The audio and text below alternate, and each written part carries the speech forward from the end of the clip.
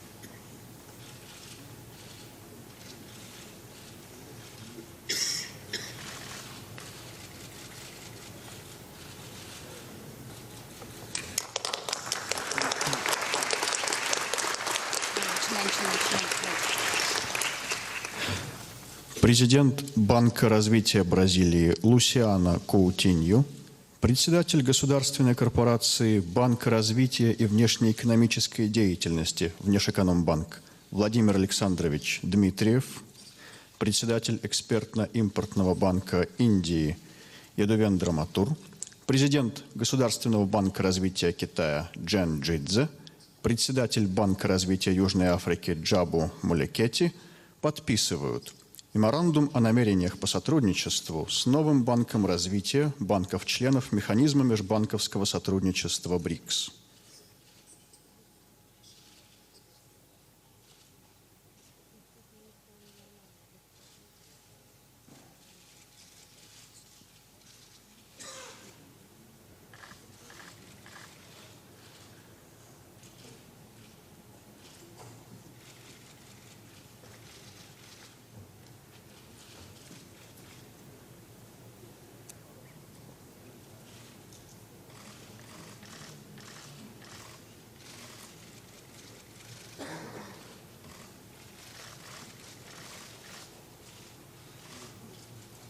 Signing of documents is taking place.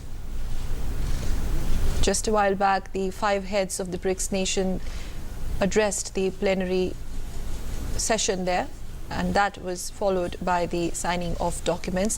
Live and exclusive visuals only on Doordarshan.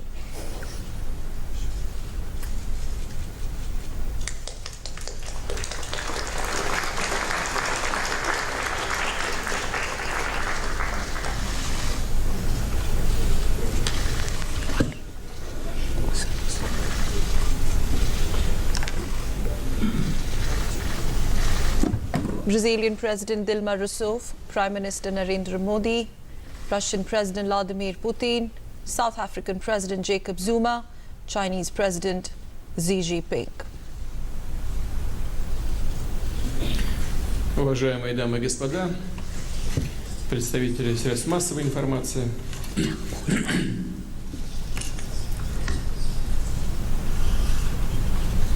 позвольте мне по поручению моих коллег, лидеров стран-членов БРИКС, сделать короткое заявление по итогам нашей работы.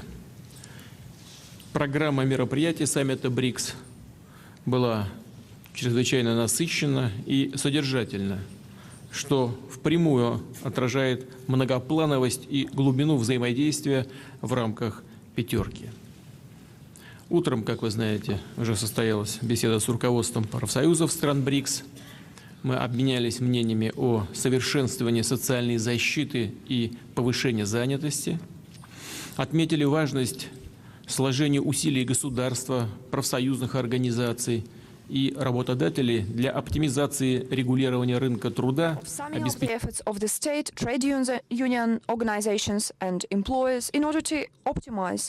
БРИКС провели встречу с активом делового совета нашей организации. Бизнесмены поделились итогами прошедшего на полях Петербургского экономического форума делового саммита БРИКС. В нем участвовало около 700 предпринимателей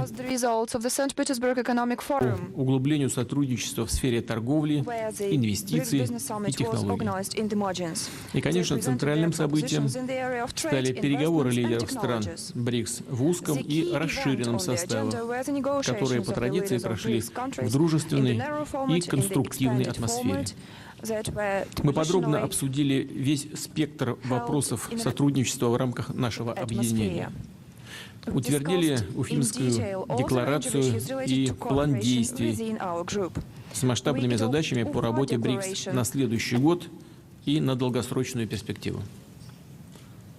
В фокусе внимания на заседании в узком составе были актуальные проблемы глобальной и региональной повестки. Уфимский саммит проходит в год 70-летия окончания Второй мировой войны и создания Организации Объединенных Наций. Эти юбилейные is hosted in the year when we celebrate the 70th anniversary of the end of the Second World War and the establishment of the United Nations. Those dates remind the international community of the necessity to take joint efforts in order to ensure peace, stability and security. We also have to keep in mind how important it is to maintain the central role of the United Nations, to respect the norms of the international law, the principles of sovereignty and non-interference into the country's domestic affairs. The leaders of the countries agreed to further coordinate the issues related to our foreign policies. Our countries will continue cooperation in the United Nations and in its specialized and regional structures, as well as in other big multilateral organizations and fora. We are going to counteract the threats of terrorism and extremism together. We will ensure that there is no invigoration of the Nazi ideology. We will work together in order to counteract drug trafficking and piracy. We will also address the issues of information security, including in the Internet. We discussed in detail the situation in global economy. We are very concerned with the market instability, high volatility of prices for energy resources and commodities, as well as big sovereign debts of a number of big countries. All those structural disbalances are directly influencing the dynamics of growth of our economies. Against this background, BRICS countries are going to intensely engage our own internal resources of development. The Russian presidency suggested that we should further coordinate macroeconomic policies of BRICS countries.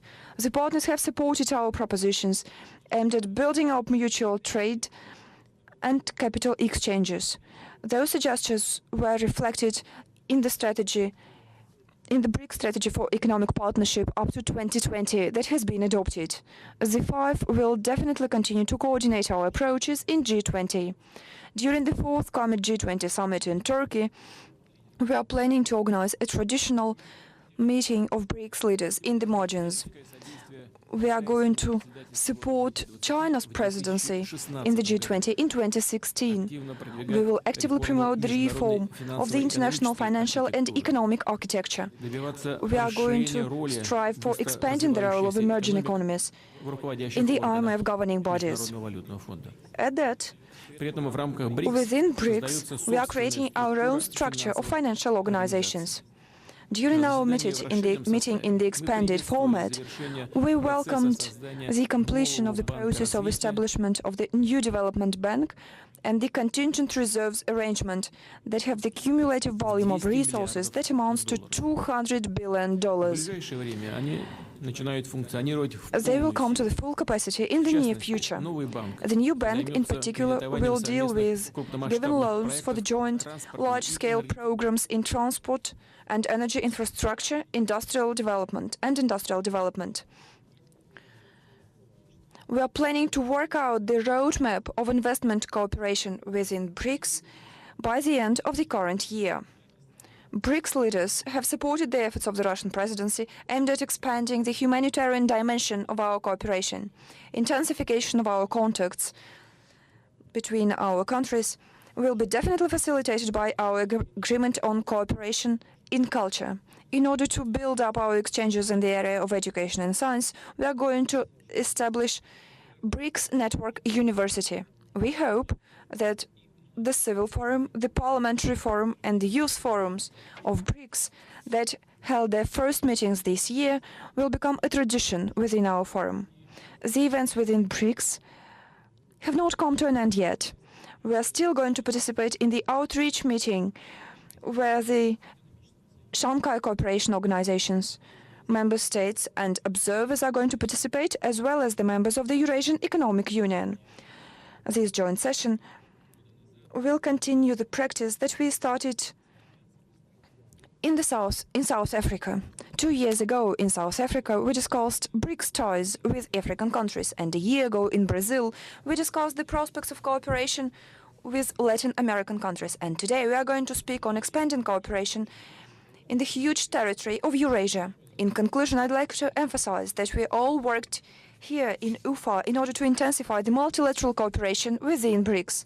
Our association will continue to further contribute to ensuring international security and global growth, to addressing the key issues of our modernity. Thank you.